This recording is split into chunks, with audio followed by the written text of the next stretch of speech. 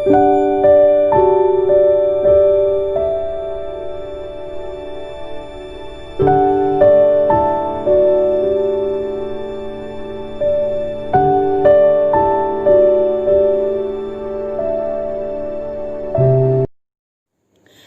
students, in this video I will explain the concept of mapping and the types of mapping.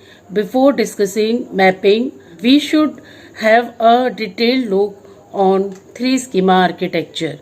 Here I have drawn the detailed picture of three schema architecture in which different users have a different view of the content of database यहाँ stored है, इसमें content पड़ा हुआ है और जो user है वो यहाँ बैठा हुआ है.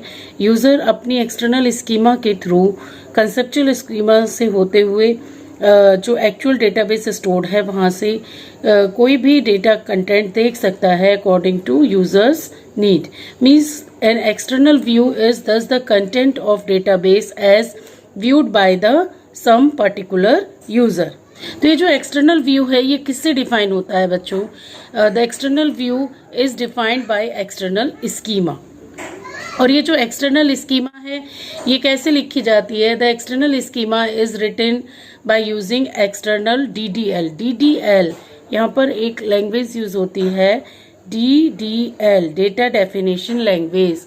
इसकी फुल फॉर्म है डेटा डेफिनेशन लैंग्वेज. तो जो एक्सटर्नल स्कीमा है, external schema is written using external data definition language. There must be a definition of mapping between external schema and the underlying conceptual schema. केवल इतना ही नहीं कि external schema से external view defined होगा जिससे user database के उस portion को देख सकता है जो यूजर को डेटा चाहिए, बल्कि एक्सटर्नल व्यू से इंटरनल व्यू तक पहुंचने के लिए मैपिंग होती है बच्चों, external to conceptual mapping.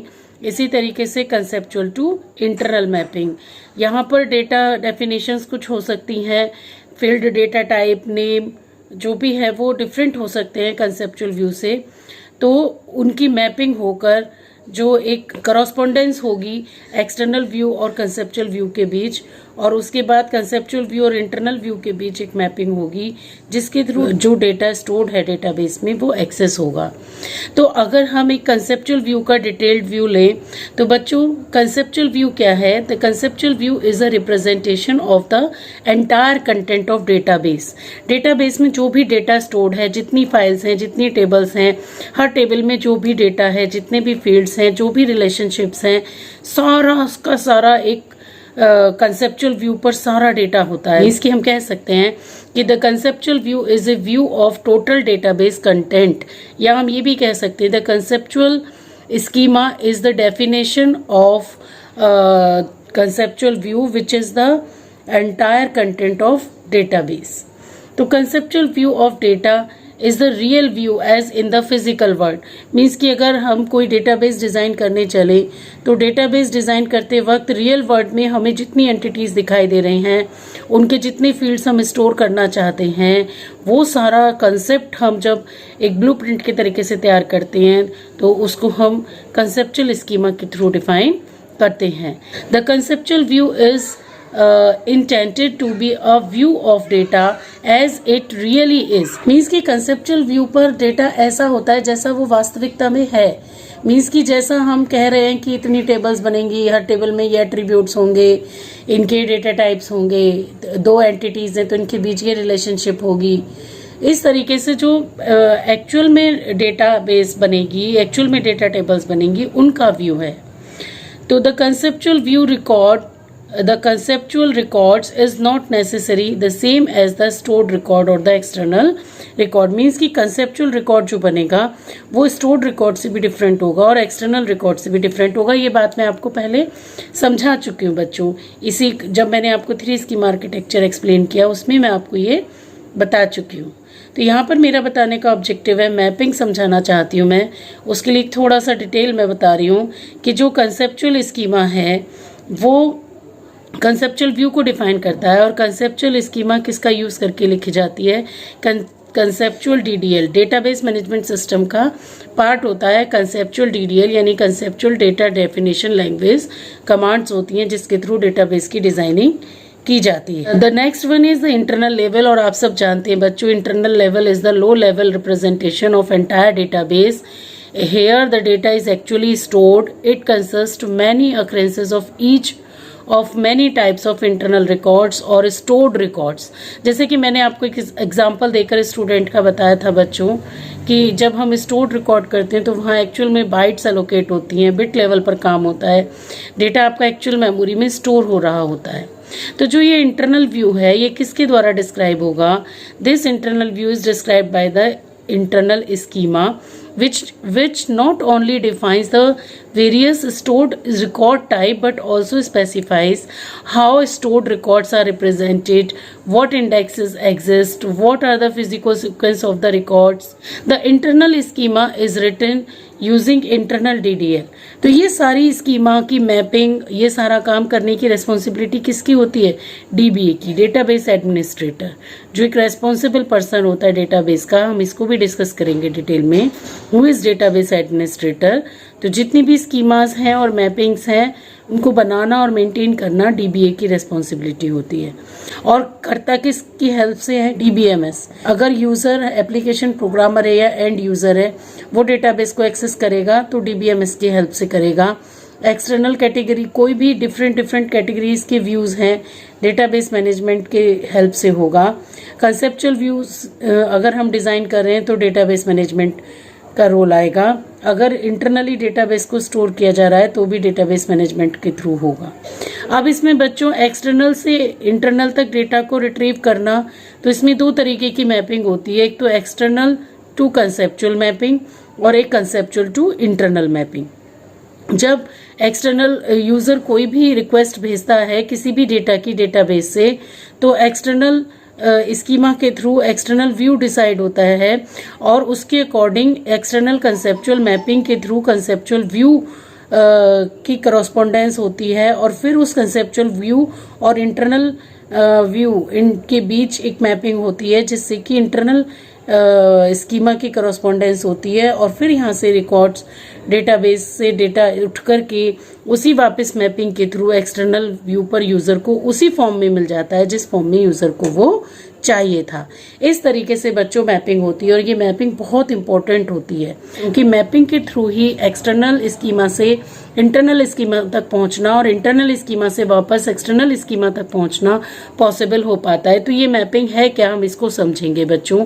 In 3 schema architecture each user group refers to their own external schema. Thus, the user's request at external schema level must be transformed into a request at conceptual schema level, which is in turn transformed into the request at internal schema level for final processing of data in the stored database as per the user request. The final results from the processed data must be then reformatted to satisfy the external view of the user. Means we can say the process of transforming a request and result between the 3 levels of the 3 schema architecture are called mapping, and DBMS is responsible for this mapping, and these mappings are built and maintained by the database administrator. तो ये जो mapping है ये 2 तरीके की होती है बच्चों, जैसा कि आपको डायग्राम में शो भी हो रहा है. एक एक्सटर्नल टू कंसेप्चुअल मैपिंग और एक कंसेप्चुअल टू इंटरनल मैपिंग. जो एक्सटर्नल टू कंसेप्चुअल मैपिंग होती है वो एक्सटर्नल व्यू और कंसेप्चुअल व्यू के बीच की करस्पॉन्डेंस डिफाइन करती है और जो कंसेप्चुअल टू इंटरनल मैपिंग होती है वो कंसेप्चुअल व्यू और इंटरनल व्यू के बीच एक करस्पॉन्डेंस डिफाइन करती है. The process of transforming request and result between 3 levels are called mapping. Means की the process of transforming request of the external user into the results from the database between 3 levels, means the external level, conceptual level and the internal level are called mapping. So DBMS is responsible for this type of mapping, and DBA built and maintained such mappings. These mappings are of two types. One is conceptual to internal mapping and the second one is external to conceptual mapping. The conceptual to internal mapping defines correspondence between the conceptual view and the stored database. चूँकि store database में जो data store होता है वो different होता है conceptual view से. Conceptual view पर डेटा की टाइप और साइज डिफाइन होता है, लेकिन इंटरनली डेटा बिट्स की फॉर्म में स्टोर्ड होता है बच्चों. तो उसमें करस्पॉन्डेंस होती है, एक मैपिंग होती है. If the changes is made to the storage structure definition then the conceptual internal mapping must be changed accordingly so that conceptual schema can remains invariant. Means कि अगर हम स्टोरेज लेवल पर कोई भी चेंजेस करते हैं, कोई डिवाइस चेंज करते हैं, स्ट्रक्चर में चेंज करते हैं, कुछ भी चेंज करते हैं, तो केवल एडजस्टमेंट जो होगा वो कंसेप्चुअल टू इंटरनल मैपिंग के बीच होगा, ना कि कंसेप्चुअल स्कीमा को चेंज करना पड़ेगा. तो ये internal conceptual to internal mapping ही है जिसकी वजह से कंसेप्चुअल स्कीमा बिल्कुल सेपरेट हो गई. इंटरनल लेवल पर जो भी कुछ चेंजेस हो रहे हैं उसका कोई भी इफेक्ट कंसेप्चुअल लेवल पर नहीं पड़ेगा. और क्यों नहीं पड़ेगा? क्योंकि जो भी चेंजेस होंगे वो कंसेप्चुअल टू इंटरनल मैपिंग के थ्रू एडजस्ट कर लिए जाएंगे. It is the responsibility of DBA and its aim is to preserve physical data independence. अभी हमारा नेक्स्ट टॉपिक है बच्चों डेटा इंडिपेंडेंस. उसमें जो फिजिकल डेटा इंडिपेंडेंस होती है वो कंसेप्चुअल टू इंटरनल मैपिंग के थ्रू होती है. और कंसेप्चुअल टू इंटरनल मैपिंग में सिर्फ एक ही मैपिंग होती है. जैसा कि आप देखते हो कि conceptual view is the community user view और ये सेम होता है सभी यूजर के लिए. सिमिलरली इंटरनल व्यू भी सेम होता है सभी यूजर्स के लिए. तो जो कंसेप्चुअल टू इंटरनल मैपिंग होती है वो एक ही मैपिंग होती है क्योंकि व्यू ही सिंगल होता है. लेकिन जो एक्सटर्नल से कंसेप्चुअल मैपिंग होती है बच्चों, it defines correspondence between a particular external view and the conceptual view. चूंकि बहुत सारे यूजर हैं, सभी यूजर के अपने अपने व्यू होते हैं, तो सब एक्सटर्नल स्कीमा पर कोई भी यूजर कंप्लीट रिकॉर्ड नहीं चाहता और हो सकता है चाहे भी कंप्लीट रिकॉर्ड एक्सेस करना या कंप्लीट फील्ड्स एक्सेस करना या 2 या 3 फाइलों से कंबाइंड करके रिकॉर्ड को एक्सेस करना चाहे, तो एक्सटर्नल व्यू के अकॉर्डिंग कंसेप्चुअल व्यू से डेटा उठ करके आए, इसीलिए उनके बीच एक करस्पॉन्डेंस की बहुत जरूरत होती है जो एक्सटर्नल टू कंसेप्चुअल मैपिंग के थ्रू होती है. अब एक्सटर्नल व्यू पर यूजर अपने फील्ड के नेम चेंज कर रख सकता है, कंसेप्चुअल व्यू पर उसी फील्ड का कुछ और नाम हो सकता है, एक्सटर्नल व्यू पर उसी फील्ड का कुछ और नाम हो सकता है. जैसे स्टूडेंट रोल नंबर है तो कंसेप्चुअल व्यू पर स्टूडेंट रोल नंबर है और एक्सटर्नल व्यू पर वो रखना चाह रहा है केवल RN, तो ऐसा रख सकता है. इसी तरीके से रिकॉर्ड का नेम, डेटा टाइप्स और बहुत सारी चीजें चेंज हो सकती हैं. जैसे सेवरल कंसेप्चुअल फील्ड से सिर्फ एक ही एक्सटर्नल फील्ड को बनाया जा सकता है. जैसे कि हम स्टूडेंट कोर्स वाली डेटाबेस से ये देखना चाहें कि उस स्टूडेंट का नाम बताओ जिसने फीस सबमिट नहीं करी, तो वो किस कोर्स का है. तो हमें तीनों टेबल से रिकॉर्ड उठाना पड़ जाएगा. स्टूडेंट का नेम उठाएंगे स्टूडेंट टेबल से, कोर्स का नेम उठाएंगे कोर्स टेबल से और फीस का स्टेटस उठाएंगे फीस डिटेल वाली फाइल से, जो मैंने आपको एग्जांपल प्रीवियस वीडियोस में दिया है. मैं उसी के अकॉर्डिंग आपको समझा रही हूँ बच्चों. तो इस तरीके से हमें तीनों तरीके से रेफरेंस करने की जरूरत पड़ जाएगी. तो ऐसा भी एक्सटर्नल व्यू हो सकता है जो सभी टेबल्स का रेफरेंस चाहता हो. तो इसीलिए वहां पर एक करस्पॉन्डेंस की बहुत जरूरत होती है बच्चों, जो एक्सटर्नल टू कंसेप्चुअल मैपिंग के थ्रू होता है. ये जितने भी चेंजेस हैं इनको रिजॉल्व करना जरूरी होता है. It is also the responsibility of database administrator. And जो ये एक्सटर्नल टू कंसेप्चुअल मैपिंग है, it is the key to logical data independence. Means कि एक्सटर्नल टू कंसेप्चुअल मैपिंग की वजह से लॉजिकल डेटा इंडिपेंडेंस पॉसिबल है. देर आर सेवरल मैपिंग्स क्यों है? क्योंकि डिफरेंट यूजर्स हैं, हर एक यूजर का अपना इंडिविजुअल व्यू है डेटाबेस को देखने का. सबकी क्वेरीज अलग अलग हैं, कोई कैसा डेटा चाहता है, कोई किस तरीके से डेटा चाहता है. तो जो एक्सटर्नल टू कंसेप्चुअल मैपिंग होगी वो डिफरेंट होगी, अकॉर्डिंग टू द यूजर होगी.